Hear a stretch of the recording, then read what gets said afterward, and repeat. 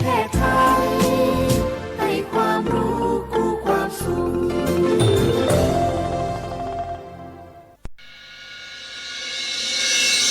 สถานีวิทยุกระจายเสียงแห่งประเทศไทยจังหวัดเชียงใหม่ AM 1476 กิโลเฮิรตซ์สถานีวิทยุภาคภาษาชาติพันธุ์แห่งเดียวในประเทศไทยที่มีความทันสมัยเชื่อถือได้สร้างอัตลักษณ์กลุ่มชาติพันธุ์สู่สากลเอาล่ะแก้วเคยสังเกตก็ในปฏิทินไทยมีวันสำคัญเกี่ยวกับสถาบันพระมหากษัตริย์อยู่เกือบทุกเดือนเลยนะแต่ก็นี่แต่กะไปอย่างเช่นเดือนมกราคมวันที่17วันป่อขุนรามคำแหงวันที่18วันสมเด็จพระนเรศวรมหาราชส่วนเดือนมีนาคมวันที่31วันพระบาทสมเด็จพระนางเกล้าเจ้าอยู่หัว2เมษายนวันคล้ายวันพระราชสมภพกรมสมเด็จพระเทพราช6เมษายนวันจักรี4พฤษภาคมวันชัดมงคล3มิถุนายนวันเฉลิมพระชนมพรรษาสมเด็จพระนางเจ้าพระบรมราชินีใจวันที่28กรกฎาคมวันเฉลิมพระชนมพรรษาพระบาทสมเด็จพระเจ้าอยู่หัววันที่12สิงหาคมกับวันแม่แห่งชาติ24กันยายนวันมหิดลนี่เดือนตุลาคมก็มีวันสำคัญก็คือ13ตุลาวันคล้ายวันสวรรคตของในหลวงรัชกาลที่9วันที่21ตุลาวันคล้ายวันพระราชสมภพสมเด็จย่าและก็23ตุลาก็เป็นวันพิยมหาราชวันที่14พฤศจิกายนวันพระบิดาแห่งฝนหลวง25พฤศจิกายนวันวชิราวุธและก็วันสำคัญในเดือนธันวาคมคือวันที่5วันป่อแห่งชาติครับสังคมไทยเฮาให้ความสำคัญกับวันเหล่านี้คนไทยฮักและก็เทิดทูนสถาบันพระมหากษัตริย์เพราะสถาบันพระมหากษัตริย์อยู่คู่กับคนไทยมาอย่างยาวนานปรารถนาดีจากสำนักงานประชาสัมพันธ์ที่3กรมประชาสัมพันธ์ค่ะ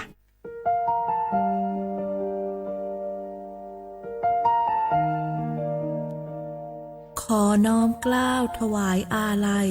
สมเด็จพระพันปีหลวงพระแม่แห่งแผ่นดินผู้ทรงเมตตาเหนือเกล้าขอพระองค์เสด็จสู่สวรรคาลัยข้าพระพุทธเจ้าข้าราชการและเจ้าหน้าที่สถานีวิทยุกระจายเสียงแห่งประเทศไทยจังหวัดเชียงใหม่กรมประชาสัมพันธ์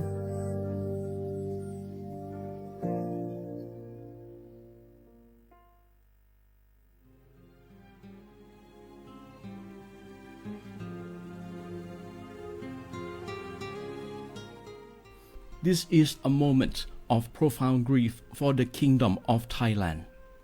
We, the collective voices of Radio Thailand Chiang Mai, join the Thai nation in mourning the passing of our beloved Queen Martha, Her Majesty Queen Sirikit. Her life was a testament to the unwavering service, grace, and deep love for the Thai people. Our humble condolences and thoughts are with His Majesty the King, the royal family, and all the Thai people during this deeply sorrowful time. We will remember her forever.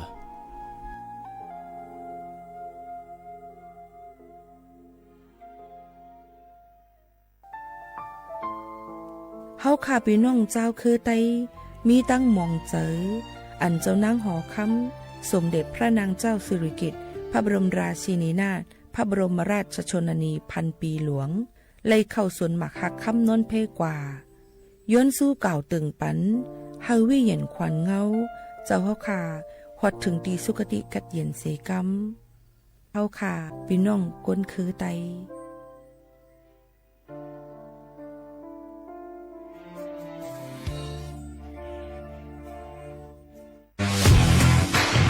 รัฐบาลไทยประกาศสงครามสแกมเมอร์รัฐบาลจึงได้ประกาศสงครามกับสแกมเมอร์ในฐานะที่สแกมเมอร์เป็นวาระแห่งชาติและในวันนี้ผมก็ได้ใช้โอกาสนี้มารายงานความคืบหน้าและเน้นย้ำถึงสิ่งที่เราต้องร่วมกันทำต่อไปรัฐบาลได้จัดตั้งคณะกรรมการอำนวยการป้องกันและปราบปรามอาชญากรรมทางเทคโนโลยีขึ้นมาโดยมีผมเป็นประธานด้วยตนเองเพื่อให้ทุกหน่วยงานทำงานไปในทิศทางเดียวกันเราได้มีการลงนามบันทึกความเข้าใจระหว่าง 15 หน่วยงานหลักทั้งภาครัฐและภาคเอกชนตลอดจนสถาบันการเงินเพื่ออุดช่องโหว่ทางการเงินและตัดเส้นทางเงินของกระบวนการอาชญากรรมเหล่านี้ให้สิ้นซากรวมพลังคนไทยต้านภัยสแกมเมอร์นายอนุทินชาญวีรกูลนายกรัฐมนตรี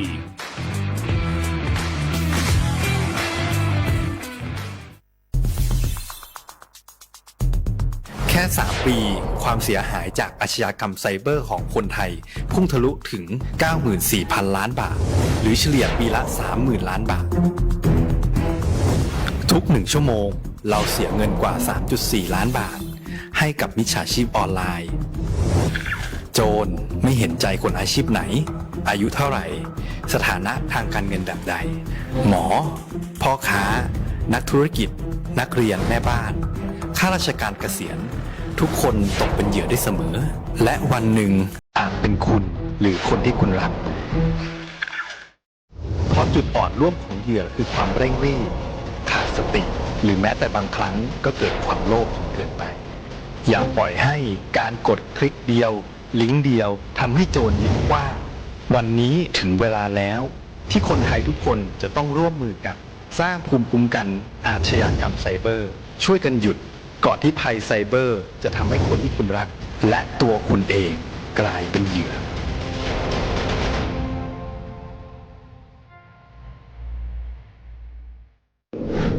ในช่วงนี้หลายพื้นที่ของประเทศไทยอากาศหนาวเย็นอย่างต่อเนื่องโดยเฉพาะยอดดอยและยอดภูประชาชนอาจเสี่ยงต่อโรคและภัยสุขภาพจากอากาศหนาวได้ขอให้ทุกคนเฝ้าระวังโรคที่พบบ่อยในฤดูหนาวได้แก่ไข้หวัดใหญ่ปอดอักเสบโรคอุจจาระร่วงโรคหัดโรคมือเท้าปากรวมทั้งภาวะเจ็บป่วยหรือเสียชีวิตจากอากาศหนาวโดยไม่ทราบสาเหตุโดยเฉพาะผู้ที่ไม่สวมใส่เสื้อผ้ากันหนาวหรือผู้ที่ดื่มสุราเป็นประจำป้องกันง่ายๆเริ่มที่ตัวเราดูแลสุขภาพให้แข็งแรงออกกำลังกายสม่ำเสมอรับประทานอาหารปรุงสุกดื่มน้ำสะอาดล้างมือบ่อยๆไม่ใช้ของส่วนตัวร่วมกับผู้อื่นและหากมีอาการไอจามอย่าลืมสวมหน้ากากอนามัยทุกครั้งขณะอยู่ในที่แออัดที่สำคัญควรรักษาความอบอุ่นเตรียมเสื้อผ้ากันหนาวให้เพียงพองดดื่มเครื่องดื่มแอลกอฮอล์เพื่อความปลอดภัยในช่วงอากาศหนาวนี้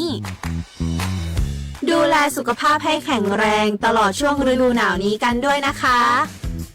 ด้วยความปรารถนาดีจากสำนักงานประชาสัมพันธ์ที่ 3 กรมประชาสัมพันธ์จากศาลากลางจังหวัดน่านหลังเก่าพัฒนาสู่การเป็นศูนย์การเรียนรู้นันทศิษย์ป่าคารโดยมูลนิธิรักป่าน่านนับเป็นพระมหากรุณาธิคุณที่สมเด็จพระกนิษฐาธิราชเจ้ากรมสมเด็จพระเทพรัตนราชสุดาสยามบรมราชกุมารีได้พระราชทานนามนันทศิษย์ป่าคารอันหมายถึงอาคารแห่งความรู้ทุกแขนงของจังหวัดน่านภายในประกอบด้วยห้องนิทรรศการเฉลิมพระเกียรติรัชกาลที่ 9 แสดงพระราชประวัติและพระราชกรณียกิจของพระผู้ทรงเป็นพลังแห่งแผ่นดินและต้นแบบของความเพียรรถพระที่นั่งอนุสรณ์แห่งการเสด็จเยี่ยมราษฎรในถิ่นทุรกันดารทั่วทุกภูมิภาคของไทยพิพิธภัณฑ์ศาลากลางจังหวัดน่านความทรงจำของอาคารหลังเก่าและการอนุรักษ์สิ่งสำคัญของเมืองน่านเทคโนโลยีกับมนุษย์จุดประกายความคิดสร้างสรรค์สู่การสร้างนวัตกรรมในอนาคตน่านซิมูเลชันแนวทางจัดการขยะที่ยั่งยืนเพื่อตระหนักถึงผลกระทบต่อสังคมเศรษฐกิจและสิ่งแวดล้อมห้องสมบัติน่านย้อนรอยสู่อดีตและความรุ่งเรืองของนครน่านผ่านเงินตราเครื่องเงินและผ้าทองเปิดให้เข้าชมฟรีไม่มีค่าใช้จ่ายตั้งแต่เวลา 9 นาฬิกาถึง 17 นาฬิกาหยุดทุกวันจันทร์และวันนักขัตฤกษ์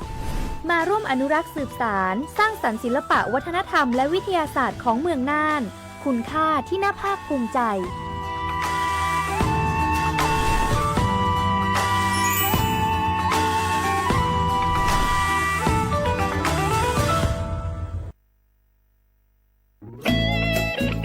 เสียงของท่านมีความหมายต่ออนาคตประเทศการเลือกตั้งคือโอกาสสำคัญที่ประชาชนจะได้ร่วมกำหนดทิศทางบ้านเมือง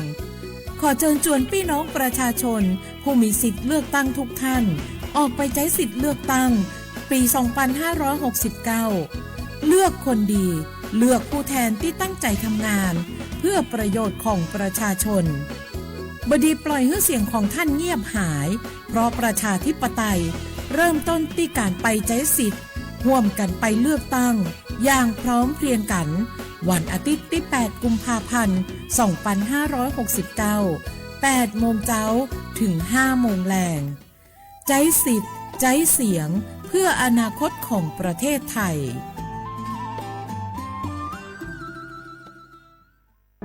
มะเร็งปากมดลูกรักษาได้ถ้าตรวจเจอระยะแรกหญิงไทยอายุ 30-59 ปี วันนี้รีบใช้สิทธิบัตรทองตรวจมะเร็งปากมดลูกได้ไม่เสียค่าใช้จ่ายติดต่อสถานพยาบาลในระบบบัตรทองหรือจองคิวตรวจผ่านแอปเป๋าตังค์เลือกกระเป๋าสุขภาพหรือขอรับชุดเก็บสิ่งส่งตรวจมะเร็งปากมดลูกด้วยตนเองที่ร้านยาและคลินิกการพยาบาลสอบถามเพิ่มเติมสายด่วนสปสช1330ตลอด24ชั่วโมง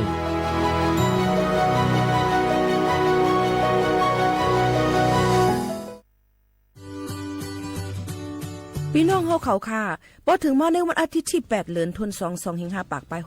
69พี่น้องเฮาเขาจะเจออันเลยเป็นเจอเคอไทยสัญชาติไทยเย้าอย่าไปลืมก่อยหย่อนเนแคบกลางเจอกว่าเลือกตั้งอองตีมีจื้อเฮาขานั่นเลยค่ะข้าวย่ำ8:00 นกลางในต่อถึง5:00 นไว้วันค่ะอ้อ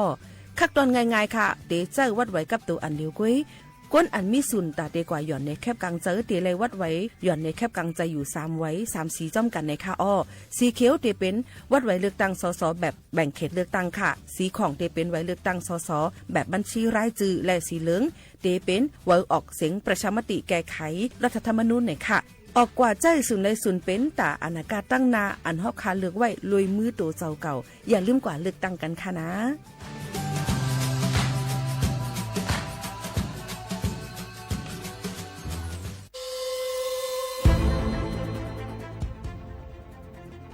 ย้อนผิดหมอกพี่น้องเขามาโฮมเป็นจุ้มเหลียวกันดั้งเจดอนเก้งใหม่โฮมกันแกลิดปัญหาไฟไหม้ป่าเถินหมอกก้อนก้องก้อนมูและฝุ่นเล็กๆ PM 2.5 ค่ะสั่งว่าทั่วพันไฟไหม้กับสืบกว่าตึงลาดไลตีอองตีแกลิดปัญหาไฟไหม้ป่าเถินและหมอกก้อนเจดอนเก้งใหม่หมายโฟน0531128008ในค่ะอ้อเจดอนเก้งใหม่ค่ะออกปักเปิงหมายมีเฮกังแกลิดปัญหาหมอกก้อนก้องก้อนโมและฝุ่นเล็กๆ PM 2.5 เนื้อปืนตีเหลออันอ่ำเลยคว้างเฮาเผาผ่านมาดีแอปพลิเคชันไฟดีห้ามเผากำเร็วในนั้นค่ะอย่าไปเผาล้าอ่ำว่าได้เป็นตีกลางปางอองตีห้ามเผาเกยยุกยักไม่ดอกกูอันในค่ะแต่เอาวันที่1เดือน1อิงเกรด2หิงปลาย26ต่อถึงวันที่31เดือน5 2หิงปลาย26ในผู้เหลอเผอเฮ็ดผิดปักเปิงเตญาตัวต่ำตั้งผิดจำหนังปักเปิงหมายมีกำเหลวในนั้นค่ะเลยตั้งมุงมองไฮลีเซห้องการฐานฐานาก่อกับสืบเจดอนเก้งใหม่มาโฮมเป็นจุ่มเหลวกันดั้งเจดอนเก้งใหม่โฮมกันรักษาสภาวะฟิงตื้นเป็นเฮ็ดให้จันล้มถวยเจออันลีต้องฟ้าแสนเสออ่ำมีหมอกก้อนกองก้อนโม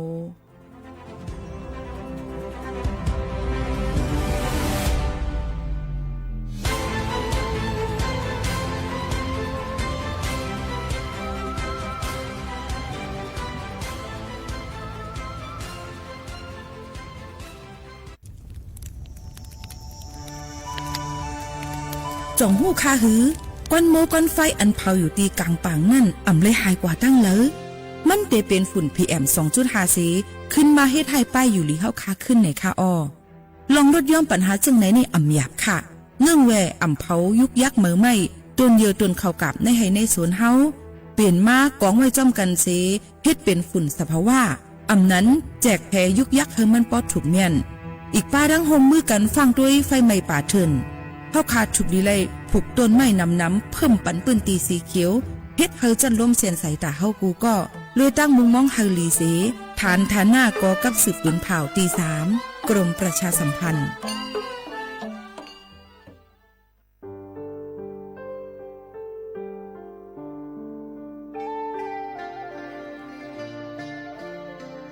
มูลนิธิร่วมจิตน้อมเกล้าเพื่อเยาวชนในพระบรมราชินูปถัมภ์ขอเชิญชวนผู้มีจิตศรัทธาทุกท่านเข้าร่วมบรรพชาอุปสมบทหมู่93รูปเพื่อน้อมรำลึกในพระมหากรุณาธิคุณและถวายเป็นพระราชกุศลแด่สมเด็จพระนางเจ้าสิริกิติ์พระบรมราชินีนาถพระบรมราชชนนีพันปีหลวงผู้ทรงพระคุณอันประเสริฐองค์พระบรมราชินูปถัมภ์มูลนิธิร่วมจิตน้อมเกล้าเพื่อเยาวชนจึงขอเชิญชวนบุคคลที่มีอายุ20ปีขึ้นไปร่วมอุปสมบทหมู่ระหว่างวันที่27กุมภาพันธ์ถึง9มีนาคม2569ณ วัดเทพประธานอธิพรอำเภอสอยดาวจังหวัดจันทบุรี ทั้งนี้รับสมัครตั้งแต่วันที่ 19 ธันวาคม 2568 ถึง 31 มกราคม 2569 โดยไม่มีค่าใช้จ่าย หรือร่วมบริจาคสนับสนุนในโครงการได้ที่ ชื่อบัญชี มูลนิธิร่วมจิตน้อมเกล้าเพื่อเยาวชน ธนาคารไทยพาณิชย์ เลขบัญชี 404-204-2266 สอบถามเพิ่มเติมได้ที่ มูลนิธิร่วมจิตน้อมเกล้าโทร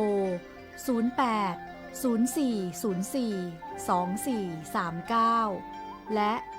08-5114-8900จ้อมหนังเปิงมติครม.มือวันที่29เดือนธันวาคม12สิงหาปากไป67เฮาฮิปเน็ตแกลิดปัญหาสถานะและสัญชาติคนอันอยู่ตั้งเมืองจึงไทยจ้อมมาตรา17นั่นตอนตาพี่น้องเฮาเขาอันเข้ามาอยู่ตั้งเมืองไทยหึงนั้นและมีไว้เขาจอมเปิงเฮากว่ายืนย้อนสถานะต่างดาวของเมืองถูกแม่นจอมเปิงไล่ตอนตาลูกอ่อนอันเกิดตั้งเมืองจึงไทยมีอู่อำนั้นก็แม่มีไว้ทะเบียนประวัติบุคคลไม่มีสถานะทางทะเบียนอำนั้นไว้10ปีถูกแม่นยาวในจึงเฮากว่ายืนย้อนสัญชาติไทยจอมหนังมาตรา7ทวิไล่พออยู่ตั้งกรุงเทพมหานครกว่ายืนไล่ติสำนักบริหารการทะเบียนกรมการปกครองพออยู่ตั้งต่าง7วันในจึงกว่ายืนไล่จอมหนังวัดไว้อันเปิ้นออกปันเฮาคานั่นเข้าย้ำเหตุการณ์จอมหนังหลวงปองจึงต่อพอถึงวันที่29เดือน6 2สิงหาปากไป69ค่ะ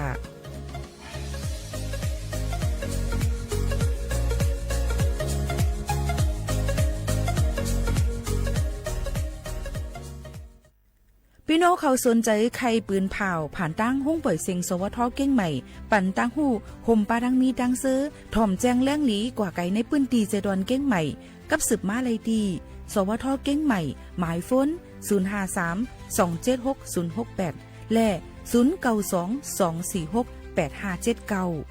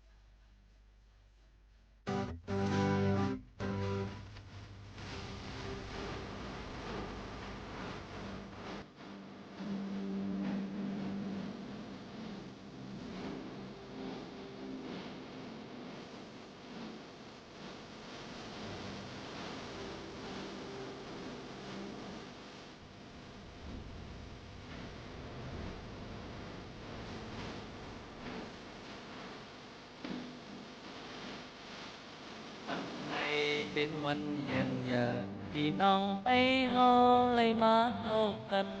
มวนเซ่อต้องกันตักกันเอายิ้มได้ได้อยู่ต่อทางที่ช่วยจอดพบยาต่อหน้ากันเยาก็ไปก็หักเมืองไปก็มีคนมีมูลอย่างส่งเสียงจ้องหันผู้สุกันมีเลขอย่างว่าเอาหาเลิศผมทุ่มวิ่งดังนังพี่น้องตั้งที่เต็ดไว้กันมือคอยสิ้นตั้งสืบหอบผู้ลอยวันเมืองก็หายลายวันแง่พื้นทองต้องเป็นใครเพื่อทางหาเข้าสึกกันวันจงพี่น้องต้องกันห้องวัน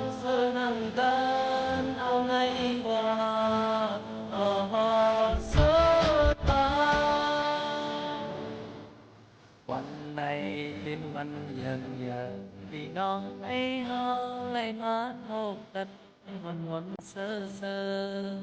โดนบันอย่างไรcứ đâyอยู่ก็ตั้งที่ตัวพบญาต่อหน้ากันยาว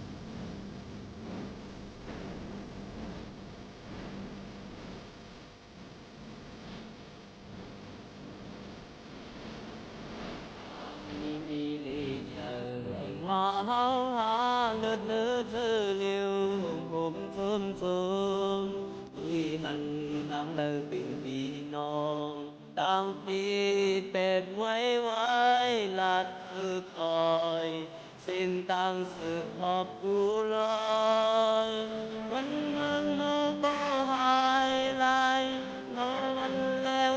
tự còn tình sai thứ đang hạt âu sự ca trong khi nó không đừng mong bán sương đang gắn ao lấy qua đò giữa taวันnàyเป็นวันยืนยันพี่น้องได้เอาเลยมาโทรกันมนซื่อต้องนั่งตัดกันเอาหินในคือใจอยู่ก็ตั้งปีที่จอรวมญาติต่อหน้ากันยาวคือใจคือหักมันใจคือมีผู้มีโง่ใหญ่มาสู่เส้นทางจอมองผู้สุกัน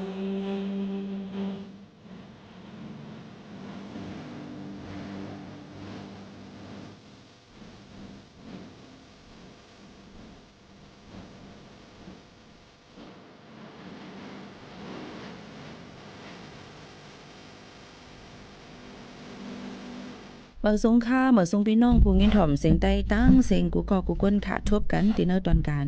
ห้องปล่อยเสียงสวทเก้งใหม่ AM 147 กิโลเฮิรตซ์ค่ะพบทบจ้อมกันกูวันพอถึงมาข่าวยาม 10 โมงถึง 11 โมงกลางในกลางค่ำ 10 โมงปลายในค่ะน้องพี่น้องเขาย่ำพ้องตะเหลียวก็มีสปอตแล้วก็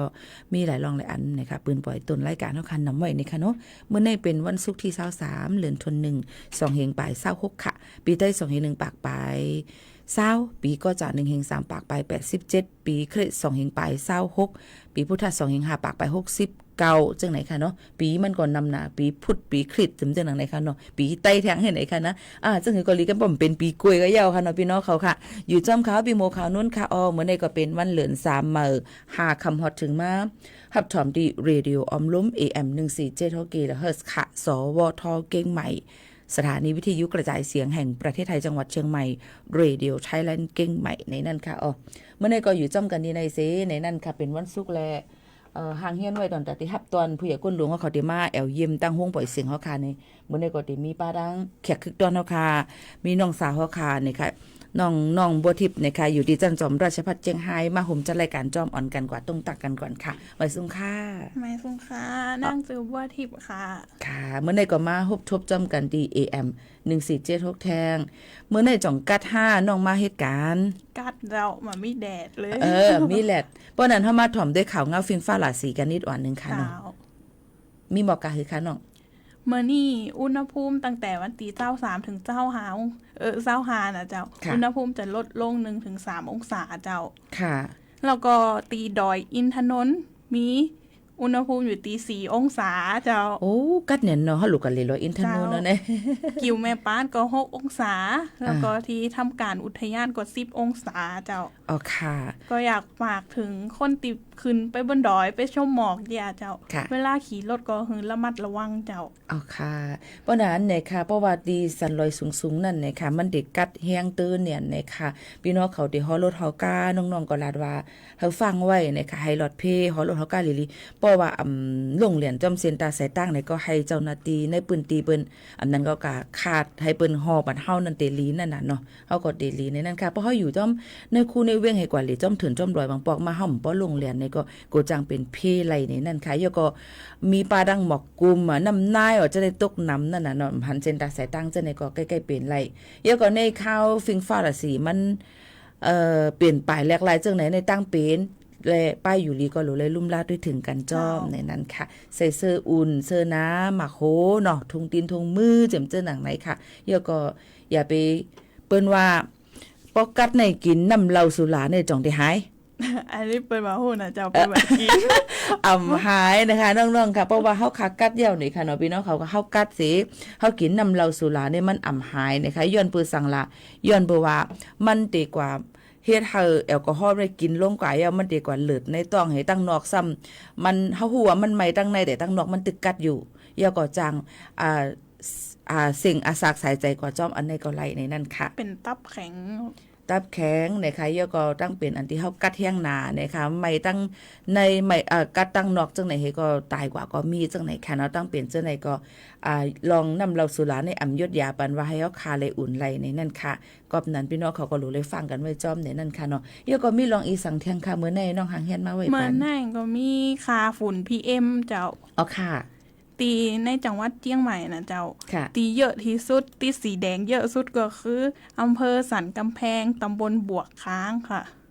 โอ้ย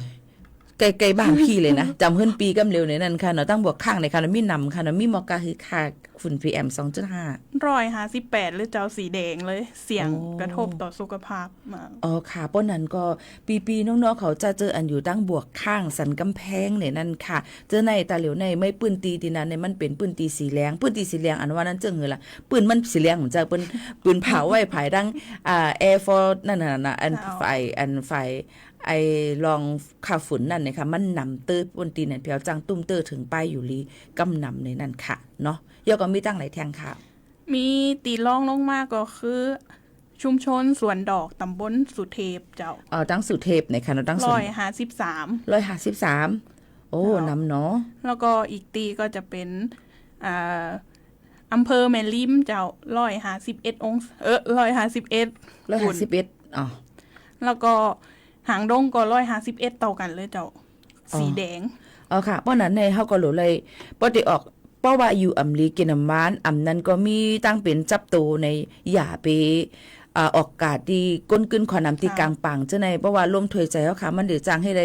ตั้งเป็นเฮาค่ะอันมีไว้อยู่นั่นจังเป็นแห้งตื้อมาหรือเสเก่าจังไหนค่ะเนาะลูกอ่อนก้นเทาจำเจ้าในก็ก้นอันมีตั้งเป็นจับตูไว้จังไหนค่ะเนาะก็อย่าไปกว่าเล่นแห้งตีกลางปังอย่าไปกว่าออกที่ในกลางปางนั่นขนาดเลยไปกว่าเลกว่าเจ้านั่นในค่ะเนาะให้อยู่เฮือนไว้ตีลีที่สุดในค่ะเนาะตีเฮาอยู่นี่ยังสีส้มอยู่เจ้าตีเฮาอยู่เลยนะสีส้มแต่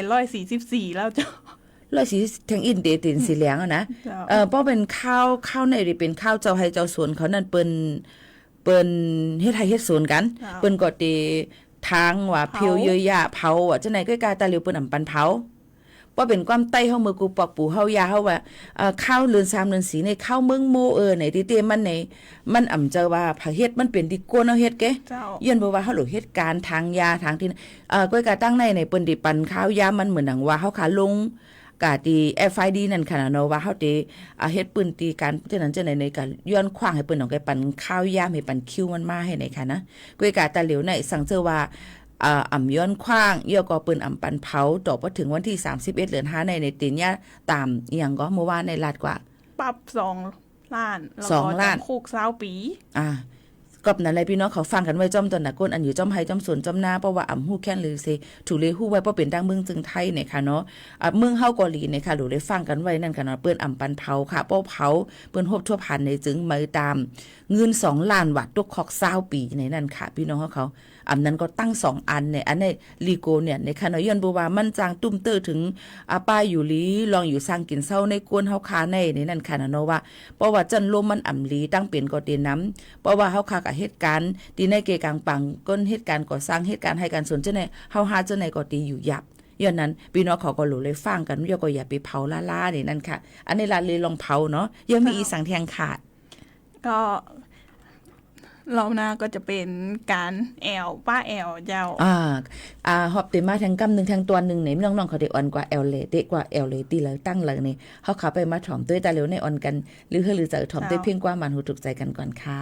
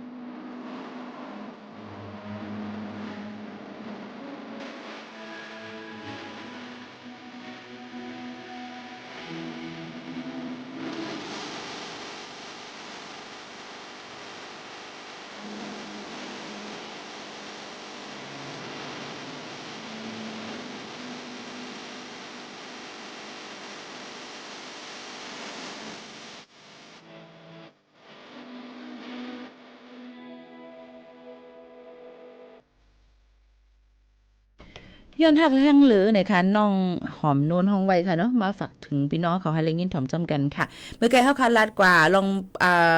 ฟิงฟ้าหลาสีแล้วก็ลองฝุ่น PM 2.5 เนี่ยค่ะกำในเฮาค่ะเดี๋ยวให้น้องบัวทิพย์ได้อ่อนพี่น้องเขากว่าแอลเลยได้อ่อนกว่าแอลเลยที่ไหลในค่ะมาถ่อมจำกันค่ะค่ะก่อนติไปแอลนะเจ้ามาแจงอีกแล้วเรื่องราคาทองขึ้นแถมเราเจ้าไม่ว่าเด็กก็ซื้อมาว่าก่อนตั้นซื้อเสื้อว่าเด็กขายคืน9 โมงเจ้านี่เลยเจ้าค่ะคืนมา 1,450 บาท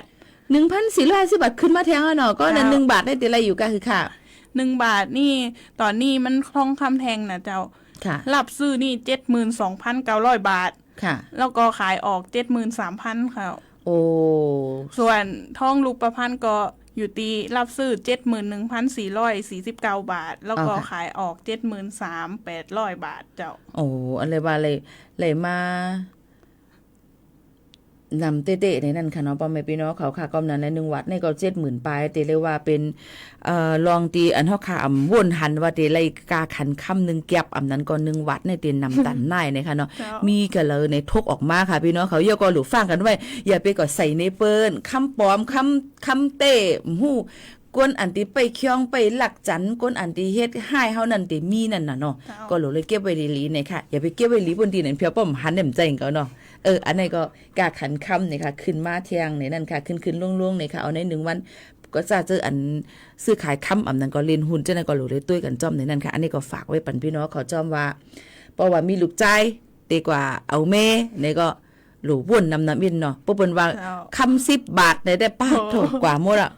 กาจัดงานกลางปากเตะปางมิงมาในกาเข้ากับพักกะเขามอมน้ำนุ่มโอนหมดนำค่ะนะก็กับปกนมีได้ก็เปิ้นก็ติอำตุ้มเตออีสังนังเก่าอันนี้ก็เป็นกับปานอันที่เฮาคาลายปานเนาะน้องเนาะเดี๋ยวมือ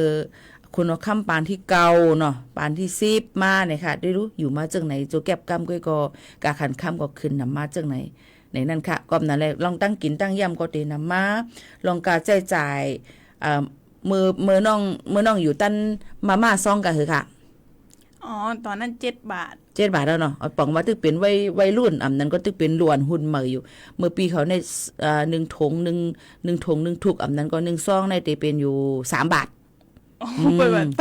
ตั้นนะเปิดตั้น5 บาทแล้วก็ขึ้นมาเป็น7 บาท5 บาทขึ้นมาเป็น7 บาทแล้วก็10 บาทเนาะแต่เหลียวน้อยๆยกก็มาม่าโกเลียมาม่าต่างอันก็จะเป็น1 ถุง1 ซองใน20 30 40 ปุ่นเนี่ยค่ะอันนี้ก็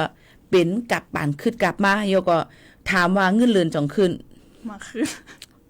ขึ้นค่ะพี่น้องก็เมื่อนั้นเมื่อเป็นปางเลือกตั้งมันก็ติลาดว่าเปิ้นได้ปันกาแห้ง1 วัน600แต่เหลียวเหรอ300ไป400บางทีย่ำไรป้อมใจภูเก็ตจังไหนค่ะเนาะนี่ก็เฮาติเลือกตั้งในเฮามีศูนย์ตอนตาดีกว่าย่อนในแคบกลางเจอในวันอาทิตย์ที่8 เดือน 2 แห่งปลาย26ในจะเจออันมีไหวไทย18 ปีขึ้นเนอพี่น้องเขาก็อย่าลืมกันเลิกก้นตีลีก้นอันตีเหตุการณ์ปันเฮาไรลีว่ามันลาดกะเย้าจ่องมันเฮ็ดจอมมันใจว่าลาดกว่าใครไล่ลาดกว่าหำเฮ็ดเป็นจอมจังไหนถามมาเงินหมื่นจ่องไรไรค่ะก็มาว่าอายุถึง20ว่ะก็มาลูกปีก่อนเลยนะก็มาอาศักหลเป็น16ขึ้นเนื้อว่ะก็มาอาศักหลถึง20ว่ะก็มาเปลี่ยนนโยบายมาก็มาเปลี่ยนแท่งปักเปิงแท่งก็มาอาศักหลเป็นก้นเทาก้อยว่ะอันนี้กึ่งกลางๆซุกลิบเทาก็มใจหนุ่มก็มเป็นเนี่ยอึบเหี่ยวค่ะ10,000ก็มไล่ในค่ะนะย้อนนั้นแหละพี่น้องเขาก็จะเจออันอยู่เส้าทางด้านเมืองจึงไทยมีไหวไทยหัวปากเต็มโทนกูร้องนั่นเนี่ยก็อย่าลืมกว่าเลิกเอาก้นอันที่จะก้นอันที่มันได้เหตุการณ์ปันเฮาเป็นปากเป็นเสียงต่อเฮาไล่ให้มันมาเฮ็ดให้วันเมืองเฮาค่ะหลีนั่นน่ะเนาะในปอกในหยอมเฮาค่ะอันนี้ก็อย่าลืมก่อนเลือกตั้งกันจ้อมในนั้นค่ะจะเจออันมีวัดไทยนี่ค่ะเนาะมีรองอีสังเทียงค่ะน้อง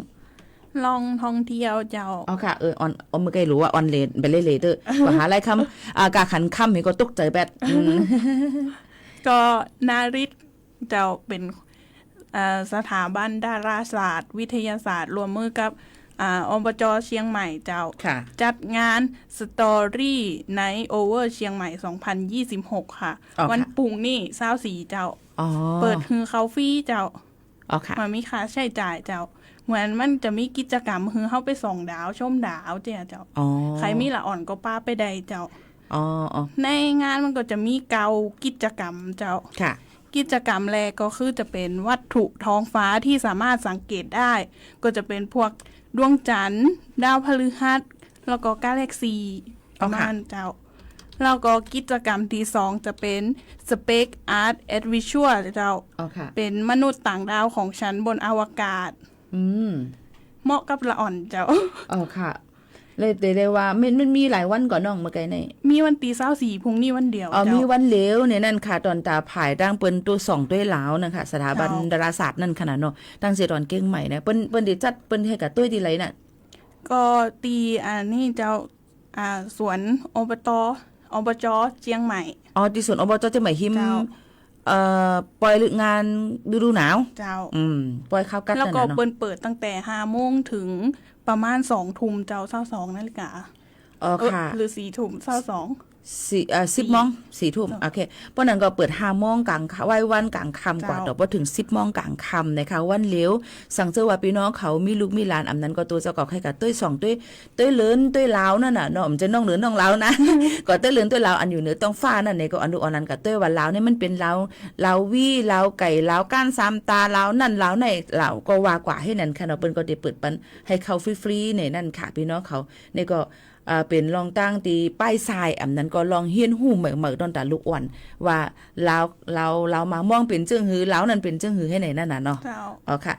เปิ้ยกะเมื่อในวันที่23เนาะเมื่อในปล่อยข้าวกัดนั้นก็งานกาชาดเชียงใหม่เปิ้นเตวันสุดท้ายไผกว่าแอลเลยเย่าพองวันสุดท้ายวันลื่นสุดนั่นค่ะเนาะเย่าก็เปิ้นเตจับรางวัลเพิ่นได้เลยทองคำ50 บาทเมื่อไหร่นะใบสภากาชาดไว้อันที่เปิ้นขายอันที่กาชาดเขานั่นขนาดที่กาชาดเชียงใหม่เปิ้นขาย1ไว้100นั่นพี่น้องเขาจองเลยซื้อกันไว้ค่ะ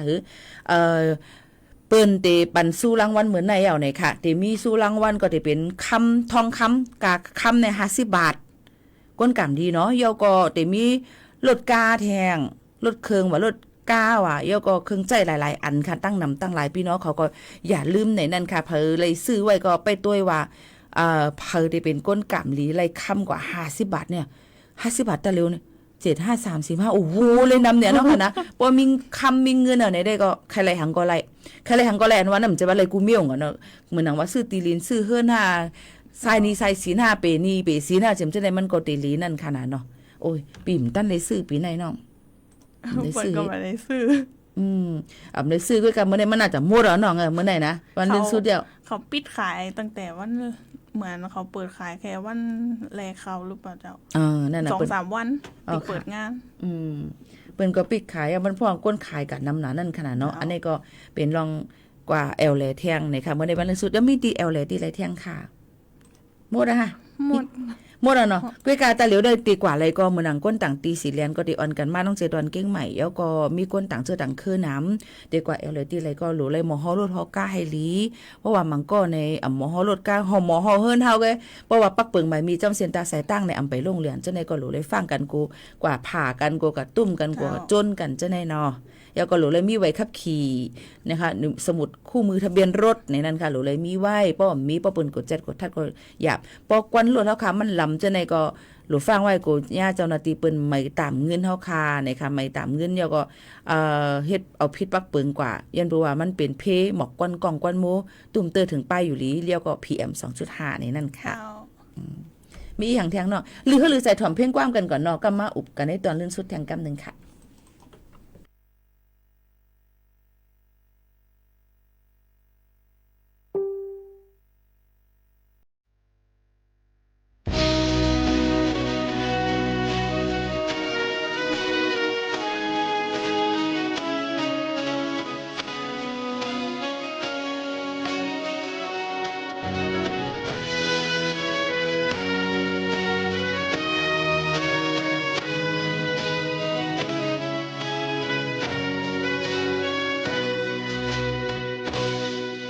หากคู่เบอร์ติวจวนมุนเบอร์หักผู้หักเอาจังไหน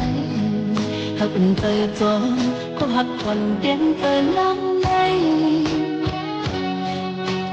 เมื่อดีกินบัววันถึงแม้ใจส่งแต่จึงเป็นเด็ดนั้นตาไม่อยากตีเลยอุ้มก็บังไม่ผัดใจมาตัวพี่เหมือนแกยิ้มในเลยหักห้องในที่ปกเบอขึ้นมันเมืองควันพอเกิดที่สองก็หักเมาใจปีอันมองเปิดทางสังวานในอันทุกหน้าใจเห็นอันนี้เจอเสือยกเสียงอ่อนใส่กวงหักอ่ำตันหงหายลาอันไม่เคยตั้งตั้งให้จนตั้งไอ้ดองหักเขาก็อำยำป้องได้ผ่านโลกสุนามีที่แก่ที่เอาเธอเลี้ยงตั้งความสูงคงจำหูหันแก้วัดชีคอได้ผิวมุนจนใจมันจังเคยคิดนะหักกันกินสักวันปิ้งเตอร์เฮาอยู่อิ่มจนใจหมดล้นถึงเปิดลับนี้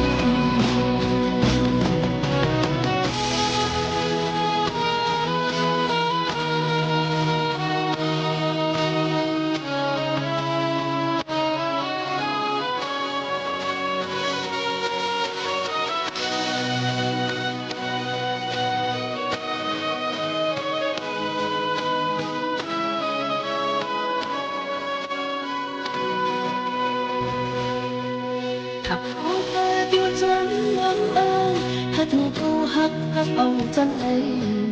หักเป็นใจจอเขาหักผ่อนเตียนเปิดลังในดีกินกว่าวันทั้งมันทั้งสองแต่จนเป็นเด็กดันดาไม่อยากดีเลยก็ดังไม่ผัดใจมาตัวปีเหมือนกันยิ่งในเลยมันหักล้วนในที่ปกเมื่อขึ้นมันเหมือนวันวันวันเกิดที่สองเขาหักเอาใจปีอันมุ่งเปิดทางสังมาเลยยังพบหน้าใจอันนี้เธอซื้อยกสิ่งวันใส่ความหักเอาอ่ำตั้นมันหายลาลองอันไม่นานสมมุให้จนตั้งใจลองหักเขาก็อ่ำยำต้องได้ผักเขาหักมามีดีแก่ที่เอาทางดิบต้องความสูงต้องความหูหันแก่วันชีวาได้ผิวมือจนใจจำใจที่รักหักกันคิดสั่งว่าวันปิ้งเป็นเฮามือสูงจนใจหมอกย้ำขึ้นเกินดับวันอันไม่เจอตาตั้งผู้ให้จนตั้งไอ้ลงหักเขาก็อ่ำยำต้องได้ผักเขาหัก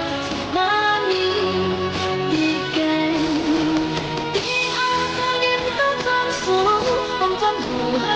วันชีวา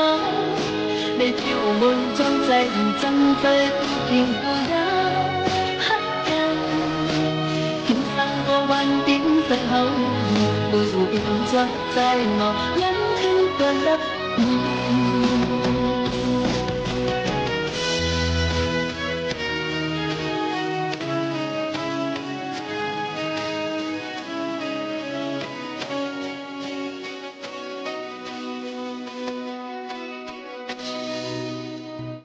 อ๋อค่ะอยู่ในตอนการภาษาความใต้เหมือซุงค่ะในค่ะในตอนลื่นสุดเย่าในค่ะจอมเขาปีหมู่เขาโนเลยน้องบัวทิพย์ในค่ะนะอยู่จำกันที่ในโจกาติผัดยันกันนั่นยังตีอ่อนพี่น้องเขาประวัมตั้นแอลเหลงาน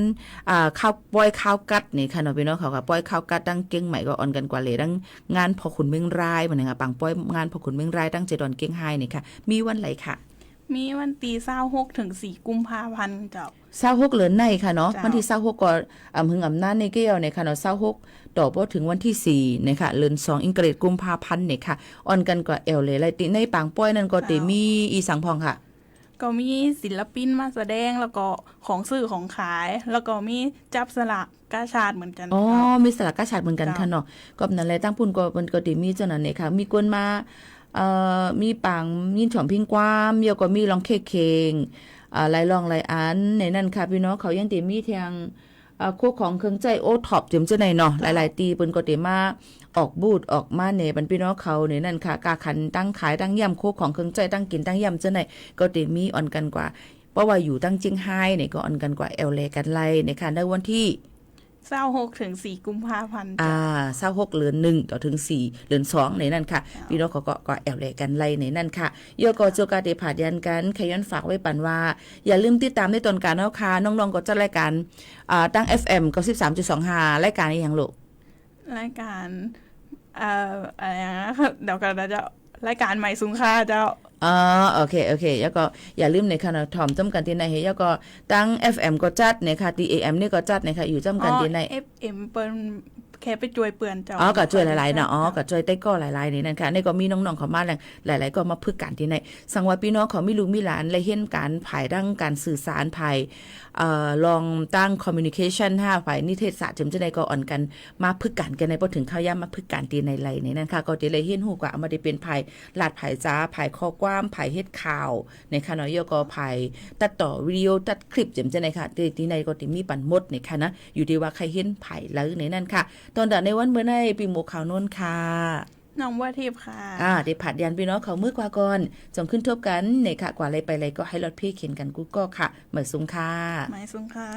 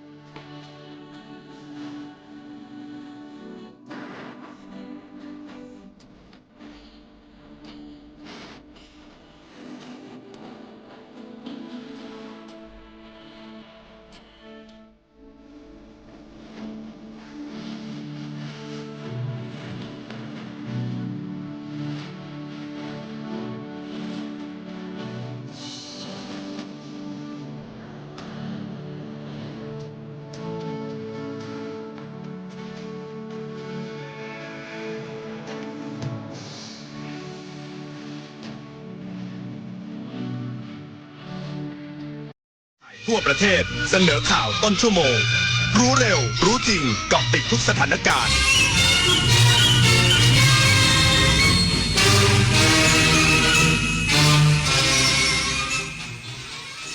รับฟังข่าวต้นชั่วโมง 11 นา